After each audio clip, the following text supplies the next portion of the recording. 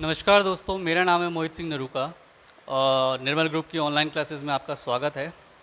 आज हम पढ़ेंगे फिजिकल ज्योग्राफी के महत्वपूर्ण chapter interior of the earth, पृथ्वी की आंतरिक संरचना के बारे में। आज हम जानेंगे कि पृथ्वी की आंतरिक भाग किन पदार्थों से मिलकर बना हुआ है, इसकी भौतिक रासायनिक संरचना किस प्रकार की है, किन अवस्था में पृथ्वी का आंतरिक भाग मौजूद है, क्या ये द्रव है, ठोस है, गैस है, ये तीनों ही या तीनों ही नहीं। आगे से बहुत सारे सवालों का आज हम जानेंगे। तो शुरू करते हैं। इंटीरियर ऑफ द अर्थ, पृथ्वी की आंतरिक संरचना।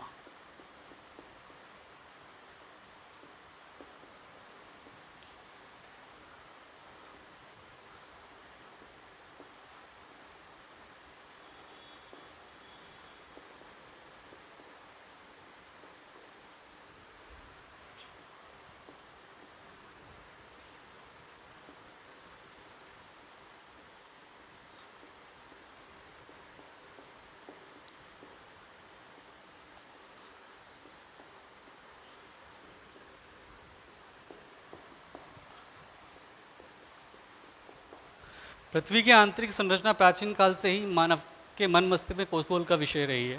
प्राचीन काल से ही मानव इसे जानने के लिए उत्साही रहा है और वर्तमान में भी उत्सुकता मानव की बनी हुई है पृथ्वी की आंतरिक संरचना को लेकर।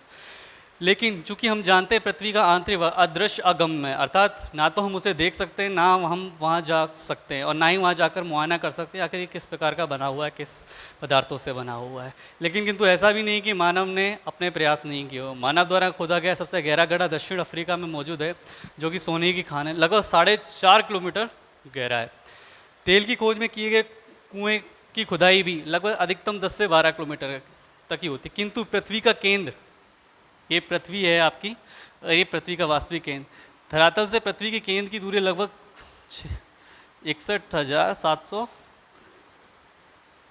63,771 किलोमीटर है, जबकि मानव के प्रयास अधिकतम 12 किलोमीटर तक। देखो, इस प्रकार हम समझ सकते हैं कि मानव द्वारा पृथ्वी के आंतरिक भाग को जानने के लिए किए गए प्रयास अत्यधिक सीमित हैं, बहुत छोटे पड़ते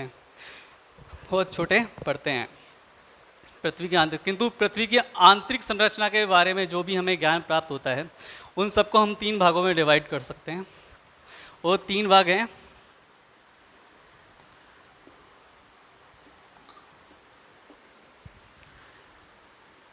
अप्राकृतिक स्रोत, प्राकृतिक स्रोत,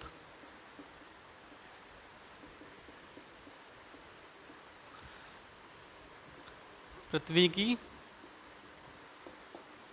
उत्पत्ति,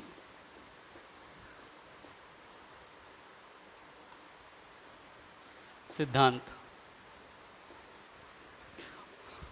आज हम केवल इन 2 चैप्टरों के बारे में डिस्कशन करेंगे कि आखिर वे कौन से सोर्स हैं जो हमें पृथ्वी की आंतरिक संरचना के बारे में जानकारी मदद करते हैं, वे कौन से अप्राकृतिक स्रोत हैं, कौन से प्राकृतिक स्रोत हैं। अप्राकृतिक स्रोतों की बात करें तो अप्राकृतिक स्रोतों में हम फिर से 3 बातों पे डिस्कशन करेंगे: तापमान, दबाव और घनत्व। तापमान हमें किस तरह पृथ्वी की आंतरिक संरचना के बारे में जानने में मदद करता है, वे हम जानेंगे। ये बात सब विवादित है, सब जो जानते हैं कि पृथ्वी की आंतरिक धरातल से आंतरिक गहराई की ओर जाने में तापमान में वृद्धि होती है, और ये वृद्धि 32 मीटर की गहराई पर जाने पर 1 सेल्सियस तापमान में वृद्धि होती है। जैसे जैसे हम पृथ्वी के आंतरिक भाग में जाने का कहने का तात्पर्य, जैसे जैसे हम पृथ्वी के आंतरिक भाग में जाएंगे तापमान में वृद्धि होगी, और वो वृद्धि किस रफ्तार से होगी? 32 मीटर की गहराई पर जाने पर 1 सेल्सियस तापमान में वृद्धि हो जाएगी। इसी रफ्तार से अगर हम पृथ्वी के और अधिक गहराई में जाते हैं तो 96 किलोमीटर की गहराई पे तापमान इतना अधिक हो जाता है कि कोई भी खनिज ठोस अवस्था में मौजूद नहीं रह सकता। इस तापमान पे आके सारे खनिज पिघल जाते हैं, द्रवित अवस्था में आ जाते हैं। और इस बात का हमें पता कैसे चलता है, प्रमाण क्या है? वह हम ज्वालामुखी उद्गार के समय निकलने वाले मेघमार्ग से हम जान सकते हैं कि पृथ्वी की एक निश्चित गहराई पे कहीं ना कहीं ऐसी परत जरूर मौजूद है जो तरल अर्धतरल अवस्था में मौजूद है। उत्तरोत्तर गहराई पर जाने पर, मतलब 96 किलोमीटर की और गहराई पर जाएंगे, केंद्र की ओर जाएंगे, तो तापमान में वृद्धि होगी, किंतु तापमान की वृद्धि जो दर है उसमें कमी आ जाएगी। कहने का मतलब है कि एक डाटा दे देता हूँ मैं आपको जो समझने में आपकी मदद करेगा कि कैसे हम पृथ्वी की गहराई में जाते हैं तापमान तो बढ़ता है किंतु तापमान की वृद्धि दर में कमी आ जाती है। जब हम 100 किलोमीटर की गहराई पे होते हैं तापमान लगभग 1100 से 1200 सेल्सियस के मध्य होता है। 400 किलोमीटर की गहराई पर यही तापमान बढ़ के 1500 सेल्सियस हो जाता है। 700 किलोमीटर की गहराई पे 700 किलोमीटर 1900, जबकि 2900 किलोमीटर की गहराई पे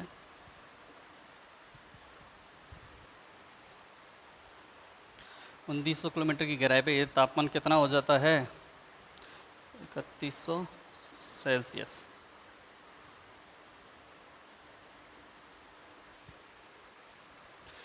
और जबकि 5100 किलोमीटर की गहराई पर 4100 सेल्सियस तापमान बढ़ जाता है। तो इस डाटा के आप अगर विश्लेषण करें तो आप जानेंगे कि हम उत्तरोत्तर गहराई में नीचे पृथ्वी की जैसे जैसे केंद्र की ओर जा रहे हैं तापमान में वृद्धि हो रही है, किंतु तापमान की जो दर मैंने आपको पहले बताई थी 32 मीटर में 1 सेल्सियस की दर, वो दर हम प्राप्त नहीं कर रहे। अगर अब वो दर प्राप्त करते तो 100 किलोमीटर पे जो 11 है वह 400 किलोमीटर पे इस जगह पे 4400 सेल्सियस हो जाना चाहिए था, किंतु ऐसा नहीं है। आई थिंक आप समझ में आ गया होगा।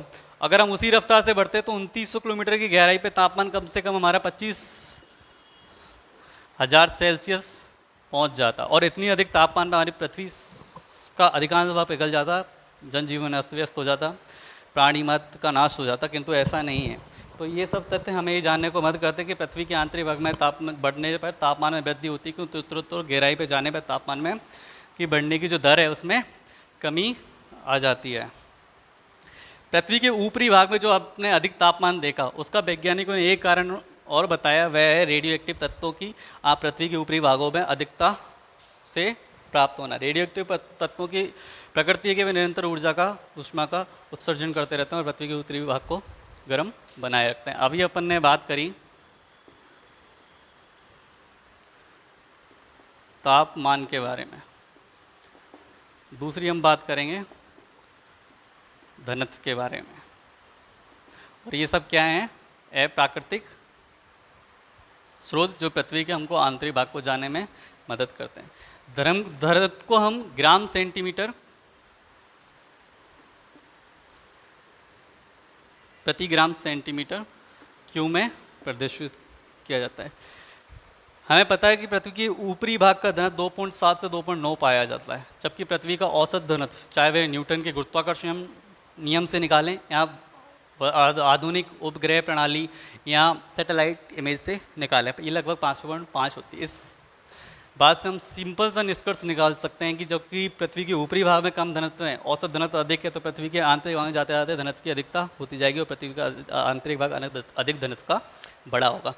पृथ्वी के आंतरिक भाग के अधिक घनत्व को लेकर वैज्ञानिकों के दो मत और हैं। पहला मत है कि पृथ्वी एक महान चुंबक की भांति काम करती है, जिस कारण पृथ्वी के चारों ओर चुंबकत्व पाया जाता है। यदि चुंबकत्व ना होता, सूर्य से निकलने वाली सौर ऊर्जा हमारे ग्रह को वातावरण को नाश कर देती, तो शायद मानव मात्र का नामो निशान भी इस धरती पे नहीं होता। चूँकि पृथ्वी एक चुंबक की भांति काम करती है, तो कहीं ना कहीं इसमें पृथ्वी अधिक घनत्व की लोह धातु का वास होना अनिवार्य है।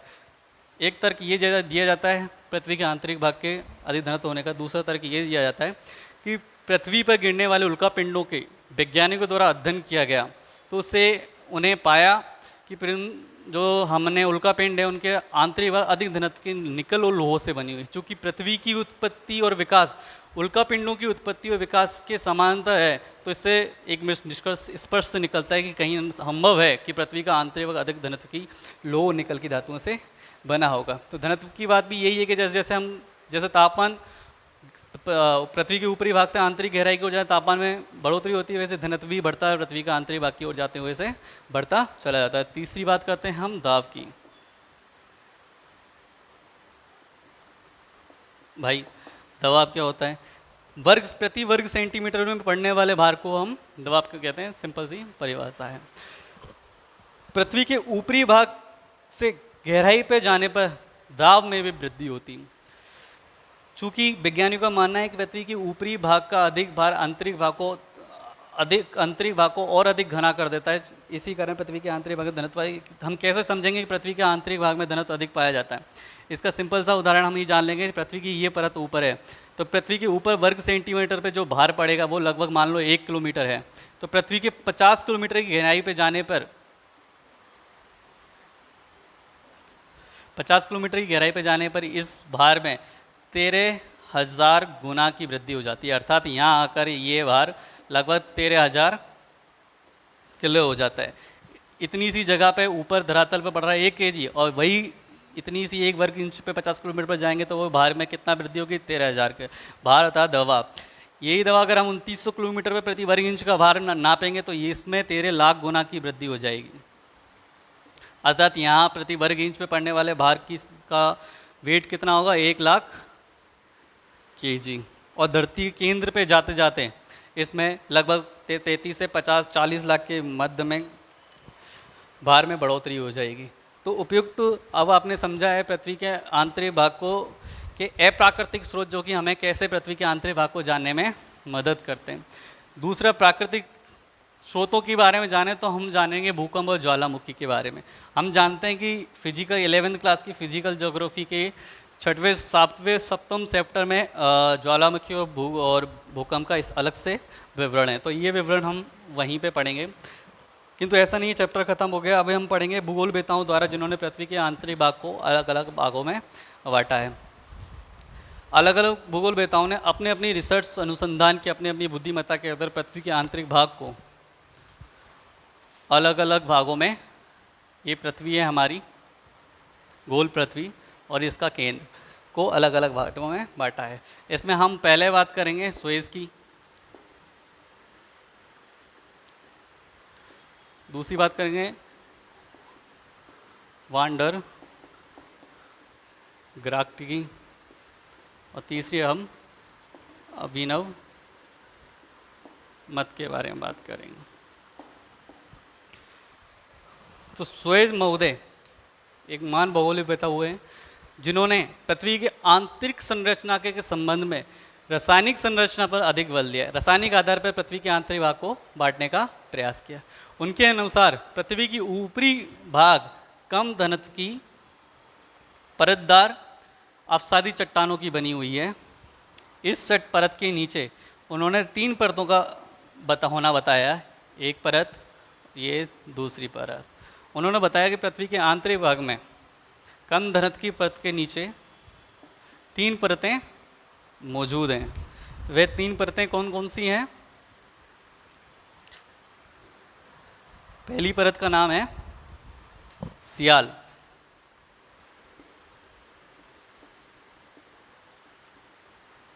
दूसरी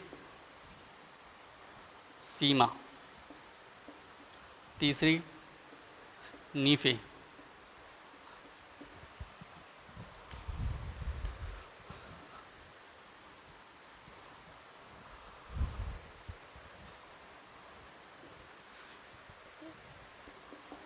पृथ्वी की ऊपरी परत में सिलिका और एल्यूमिनियम तत्व की अधिकता के कारण सुएज महोदय ने इसका नाम सियाल रखा। इस परत का घनत्व लगभग 2.9 के आसपास पाया जाता है, जबकि इसका विस्तार 50 से 30 किलोमीटर तक पाया जाता है। इस परत की प्रकृति अम्लीय प्रकार की होती है। दूसरी परत उन्होंने बताया सीमा के बारे में, तो सीमा सिलिका प्लस मैग्नीशियम के धातुओं से मिलकर बनी हुई है। इसका घनत्व लगभग इसका जो विस्तार बताया वो मैंने 50 से 300 किलोमीटर के बाद में बताया। अम्लीय प्रकृति रखती है ये, जबकि सियाल में जो पाया जाता है चट्टानों की प्रकृति वो बेसाल्टी होती हैं, वह बेसाल्ट प्रकार की चट्टानें मिलती हैं। सीमा की बात करें तो सिलिका और मैग्नीशियम की अधिकता के कारण सुएज महोदय ने इस परत का नाम सीमा दिया। इसका विस्तार लगभग 1000 किलोमीटर से 2000 किलोमीटर के मध्य पाया जाता है, जबकि घनत्व इस परत का 2.9 से 4.7 के मध्य पाया जाता है। ये क्षारीय प्रकृति की परत है जिसमें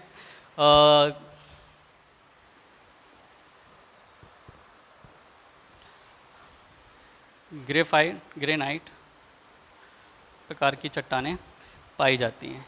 नीफे परत की बात करें तो इसमें निकिल और फेरियम जैसी अधिक घनत्व की लो धातु का संघनन पाया जाता है, जिस कारण पृथ्वी अधिक चुंबकत्व की तरह काम करती है तथा आंतरिक भाग अधिक घनिष्ठ और अधिक घनत्व का पाया जाता है, वह है निके और फेरियम के कारण।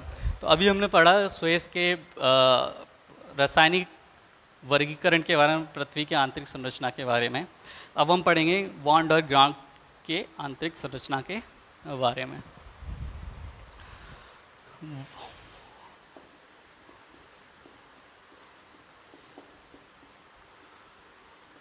वांडरग्राफ्ट के अनुसार पृथ्वी के आंतरिक भाग को उन्होंने वांडरग्राफ्ट ने 4 भागों में बांटा। पहला भाग है बाह्य सिलिका पट्टी, दूसरी भाग है आंतरिक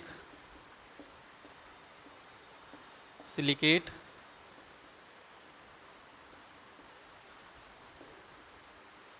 पट्टी, मिश्रित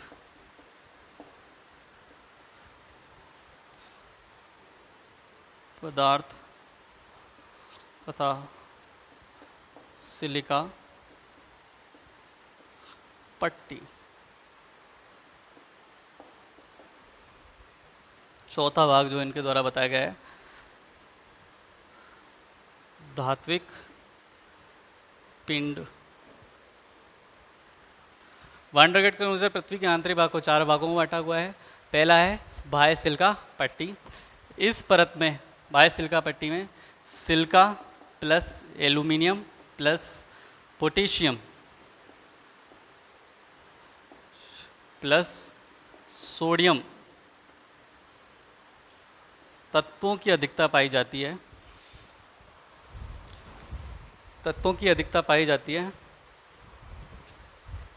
जिसका विस्तार 60 विभिन्न स्थलीय भागों में अलग है, जबकि जलीय भागों में अलग है। जलीय भागों में इसका विस्तार लगभग 20 किलोमीटर तक, स्थलीय भागों में 10 किलोमीटर तक का होता है।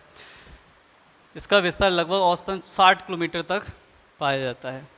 दूसरी प्रॉपर्टी आंतरिक सिलिका प्रॉपर्टी के बारे में बात करें हम, इसका विस्तार 60, इसका घनत्व 2.7 से 3.1 के मध्य पाया जाता है। आंतरिक सिलिका पट्टी के बारे में बात करें हम, तो आंतरिक सिलिका पट्टी का विस्तार लगभग 60 से 1200 किलोमीटर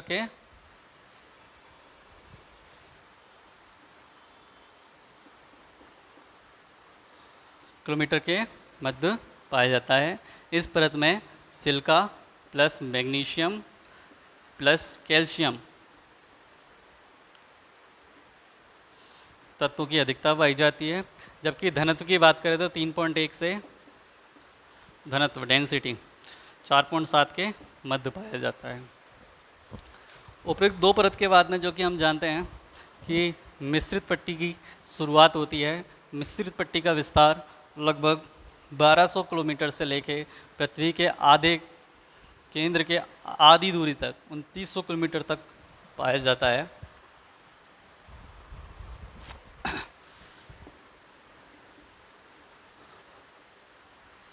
मिश्रित धातु तथा सिलिका पट्टी विस्तार मैंने बता ही दिया आपको, 1200 से 2900 किलोमीटर। डेंसिटी की बात करें तो इस परत का घनत्व 4.7 से लेकर 7.8 के मध्य पाया जाता है, ग्राम सेंटीमीटर क्यूब पाया जाता है। जबकि इस परत में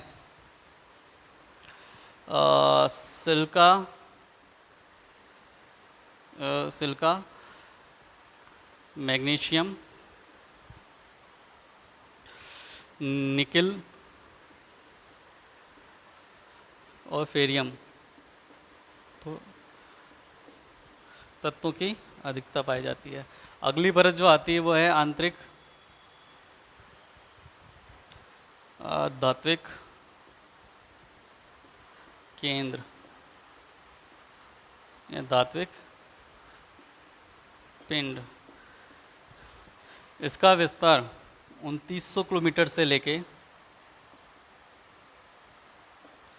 पृथ्वी केंद्र जो कि 6371 किलोमीटर के मध्य पाया जाता है तक है। घनत्व लगभग 11 से ग्राम सेंटीमीटर क्यूब पाया जाता है।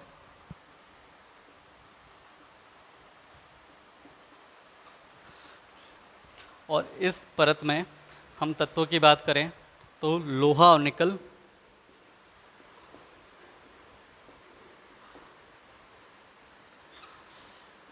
की अधिकता पाई जाती है। तो ये हमने पढ़ा वांडर ग्राफ का वर्गीकरण पृथ्वी की आंतरिक संरचना को लेकर। अब हम पढ़ेंगे पृथ्वी की आंतरिक संरचनाओं को लेकर अधिक मान्य मत अथवा अभिनव मत।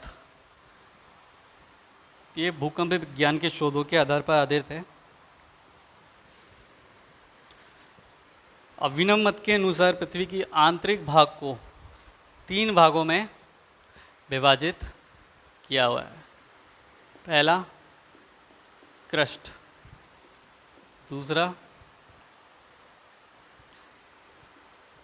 मेटल, तीसरा कोर। मान लीजिए ये आपकी पृथ्वी का एक भाग है,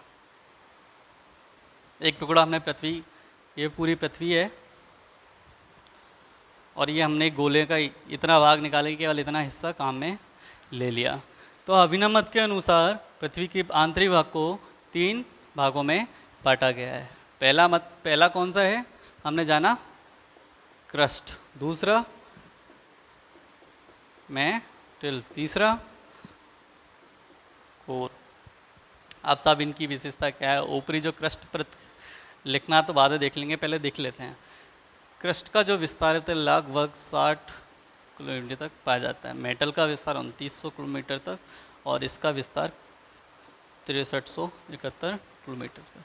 धरती की बात करें तो 2.7 से 3.5 के मध्य पाया जाता है। इसमें 3.5 के मध्य बात कर से 4.7 के मध्य, और इसमें अधिकतम 11 से 13, ये डेंसिटी की बात है। ठीक है, अभिनव मत के अनुसार केवल इतना ही नहीं, इसका और भी वर्गीकरण किया गया है, इनको और भी बांटा गया। इनके अनुसार अभिनव मत के अनुसार जो क्रस्ट परत है उसको 2 भागों में बांटा गया है। पहला है सियाल, जो कि सिलिका और एल्यूमिनियम तत्व की अधिकता के कारण इसे सियाल नाम दिया गया। दूसरी परत का नाम दिया गया सीमा, सिलिका प्लस मैग्नीशियम की अधिकता के कारण। इसी प्रकार मेटल को भी 2 भागों में बांटा गया है और कोर को भी 2 भागों में बांटा गया है। घनत्व और इनकी सीमा रेखा के बारे, दूरी के बारे में हमने जान लिया। अब जान लेंगे कि रेखाओं में जो विभाजन हुआ है इनको किस नाम से जाता है।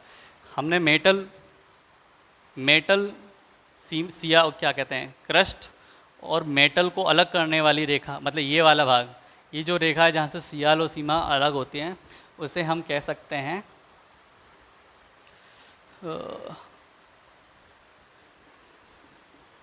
मौसमिक असमता। दूसरी बात कर लेते हैं,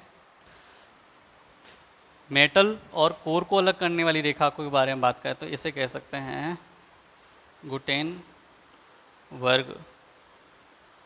असमता। अर्थात वह रेखा, वह सीमा या वह दूरी जहाँ से सिलिका वो क्रस्ट और मेटल अलग हो जाते हैं, मेटल और कोर अलग हो जाते हैं। मौसमिक असमानता, गुटेनबर्ग असमानता। चूँकि हमने पढ़ चुके हैं कि क्रस्ट को भी 2 भागों में बांटा है, क्रस्ट को भी 2 भागों में बांटा है, तो वो भाग जहाँ से क्रस्ट को सियाल और सीमा 2 अलग अलग भागों में बांटा जाता है उसका नाम है कॉनराड असमानता। असमानता को मतलब है अलग करने वाली रेखा, जबकि मेटल को 2 भागों में बांटने वाली रेखा का नाम है रैपेटी असमानता।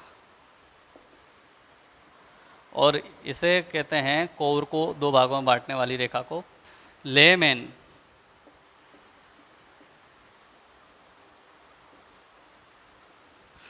तो अभी अब आपने जो वर्गीकरण देखा है, तो आज हमने जाना है इंटीरियर ऑफ द अर्थ के बारे में, पृथ्वी के ऐसे कौन से सोर्स हैं जो हमें पृथ्वी के आंतरिक भाग को जानने में मदद करते हैं, कौन से प्राकृतिक स्रोत हैं। हमने विभिन्न विद्वानों के वर्गीकरण को भी जाना है, किन विद्वानों ने आंतरिक भागों को किन भागों में बांटा, किस आधार पर बांटा है, क्योंकि आंतरिक भाग का घनत्व क्या है, दूरी क्या है। उपयुक्त विवरण से आज हमारा चैप्टर हम यहीं ख़त्म करते हैं। अगली क्लास में हम फिर से मिलते हैं।